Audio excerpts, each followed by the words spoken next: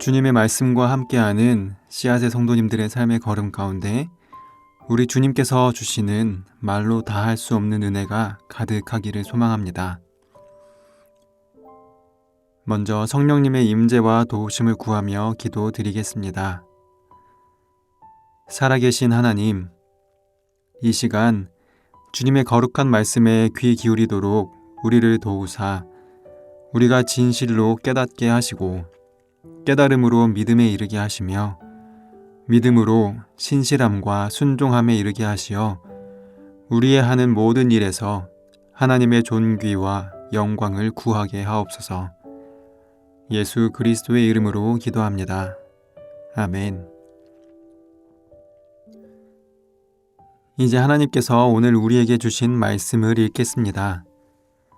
먼저 구약 성경 시편 111편 3절의 말씀입니다. 주님이 하신 일은 장엄하고 영광스러우며 주님의 의로우심은 영원하다. 이어서 신약 성경 빌립보서 3장 9절의 말씀입니다. 나는 율법에서 생기는 나 스스로의 의가 아니라 그리스도를 믿는 믿음으로 말미암아 오는 의, 곧 믿음에 근거하여 하나님에게서 오는 의를 얻으려고 합니다.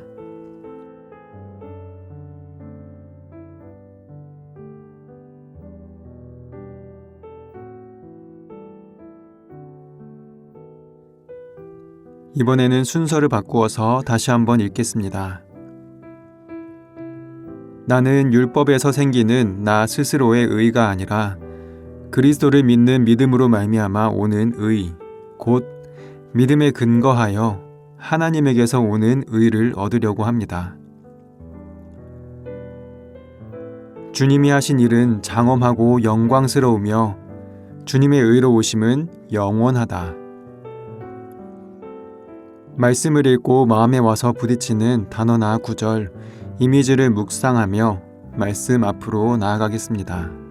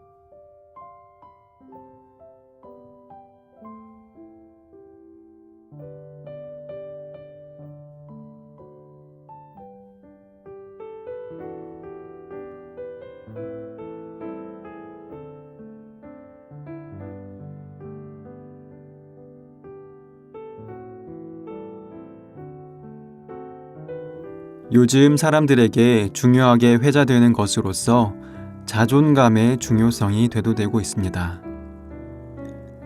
특히나 타인을 관찰하고 서로 비교하며 경쟁하는 것이 당연하게 여겨지는 우리 사회에서 이러한 자존감이 더욱 비중 있게 다루어지는 듯합니다.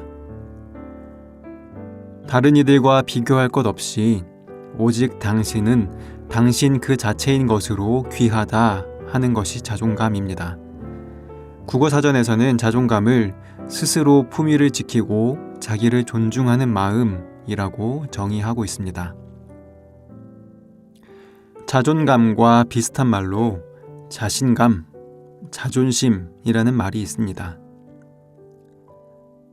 자존감, 자신감, 자존심, 이 세 가지를 명확하게 구분하는 것이 쉽지는 않은데 이것에 대해서 비유로 설명하는 글을 본 기억이 납니다.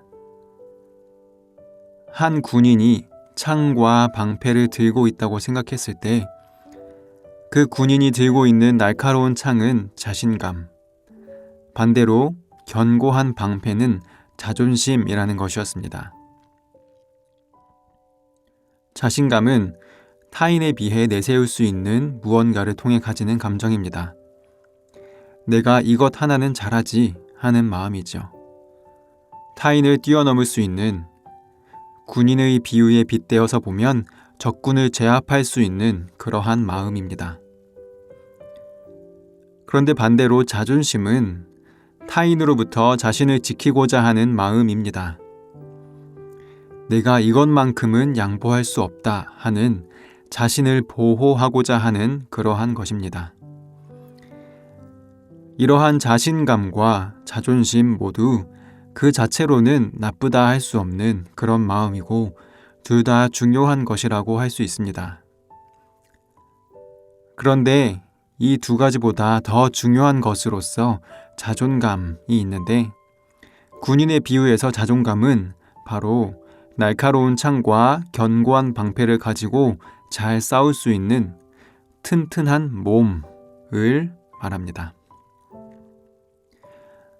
아무리 좋은 창과 방패가 있다 한들 몸이 튼튼하지 않으면, 자기 자신을 존중하는 마음이 없다면, 자신감과 자존심이 하늘을 찌른다 한들 그것은 그릇된 삶의 태도로 나타나기 십상이라는 사실입니다.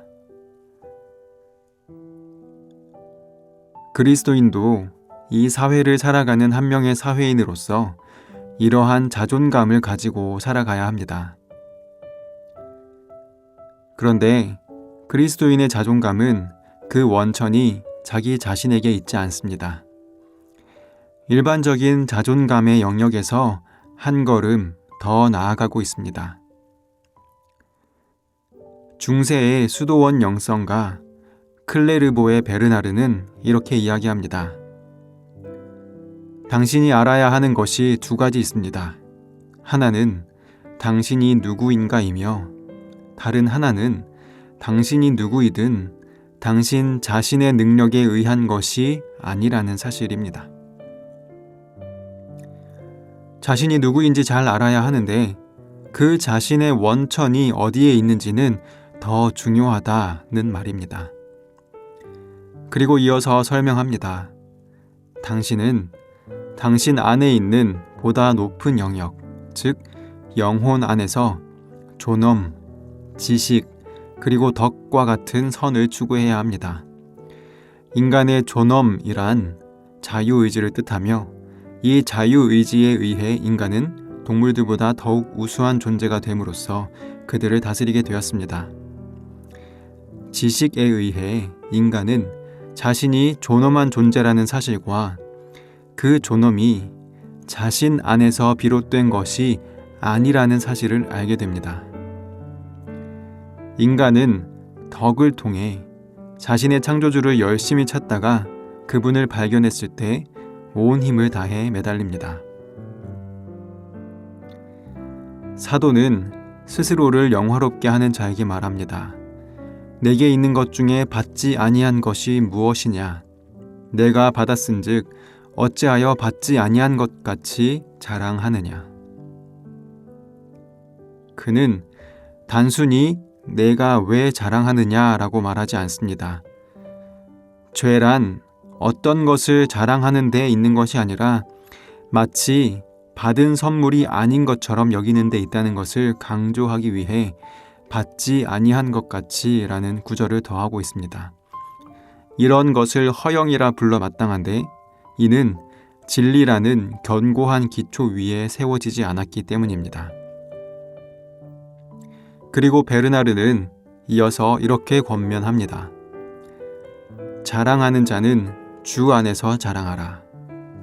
즉 진리 안에서 자랑하라는 말입니다. 왜냐하면 주님 자신이 진리이기 때문입니다. 그렇습니다. 우리는 모두 율법에서 생기는 스스로의 의가 아니라 주님으로부터 오는 의로 인해 의인이 되었습니다. 영적인 자존감을 가질 수 있게 된 것입니다. 그렇기에 베르나르는 주 안에서 자랑하라 라고 권면하는 것입니다. 사랑하는 씨앗의 성도 여러분, 오늘 하루 삶을 살아가시며 어려운 일 가운데, 행복한 가운데, 그 어떤 때에라도 스스로를 존중하는 자존감을 가지십시오. 하지만 그 자존감의 원천이 어디인지, 우리가 누구의 자녀인지를 더욱 잊지 마십시오.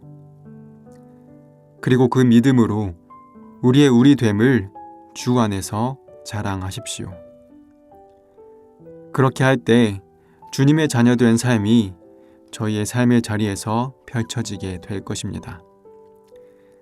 영적인 자존감, 우리의 근원을 아는 거룩한 지식이 오늘 하루 여러분의 삶 가운데 가득하기를 소망합니다. 함께 기도하겠습니다.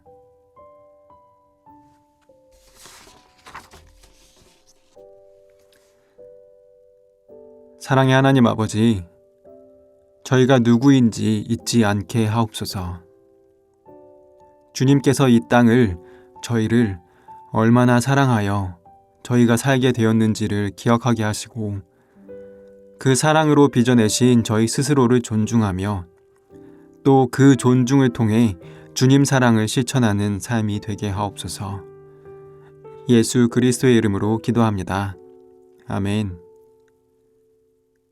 계속해서 말씀 가운데 잠잠히 머무르며 주님의 음성에 귀를 기울이실 때 오늘 주님께서 주시는 말씀과 더불어 다음의 묵상 질문을 통해 주님의 말씀에 집중하시면 좋겠습니다. 첫째, 자존감을 갖지 못해 어려웠던 때가 있었나요? 그러한 때에 여러분은 주님을 어떻게 찾으셨나요?